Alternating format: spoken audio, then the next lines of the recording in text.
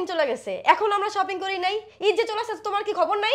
কতদিন পর আমার বোন আসছে, তুমি ওরা নিয়ে একটু শপিং এ যাবা তা না, তুমি এখানে অফিস নিয়ে পড়ে আসছো। তোমার কথা শুনে না আমার হাসি পাইতেছে। ঈদ আসে শুধু মার্কেট মার্কেট, আমার তো ব্যবসার টেনশন, বুঝতে পারছো তুমি? তুমি থাকো তোমার শপিং নিয়ে, ঈদ আসছে আমার শপিং লাগবে, ব্যাস শপিং করে দাও। কি দুলা ভাই, আমাকে কি আপনার চোখে পড়ে না? কতদিন যাবত আপনার বাসায় এসে বসে আছি, আপনি দেখে আমাদেরকে তাকানো না। কি যে বলতেছো শালিকা, 5টা 10টা তুমি একটা মাত্র শালি, তোমাকে দিব না কাকে দিব? এই তোমাদের শালি দুলাভাইয়ের গল্প বন্ধ করো তো, এটা গল্প বাসায় গিয়ে করো। এখন আমাকে শপিং করে দাও, না হয় শপিং এর টাকা দাও। আমি শপিং করতে হবে না, বাবার জন্য কিনতে হবে, মায়ের জন্য কিনতে হবে, ওর জন্য কিনতে হবে। আমি বুঝতেছি না, তোমার বোনের জন্য মায়া আছে, আমার জন্য মায়া নাই। আমার কথা তো বললা না। আমি এত কষ্ট পরিশ্রম করে টাকা ইনকাম করি, অথচ তোমাদের মার্কেট মার্কেট মার্কেট। তুমি তো অনেক ব্যস্ত তোমার ব্যবসা নিয়ে, তুমি তোমার ব্যবসার কাজ শেষ করে ফ্রি হয়, তোমার শপিং তুমি করে নিও। এখন আমাদের শপিং এর ব্যবস্থা করে দাও।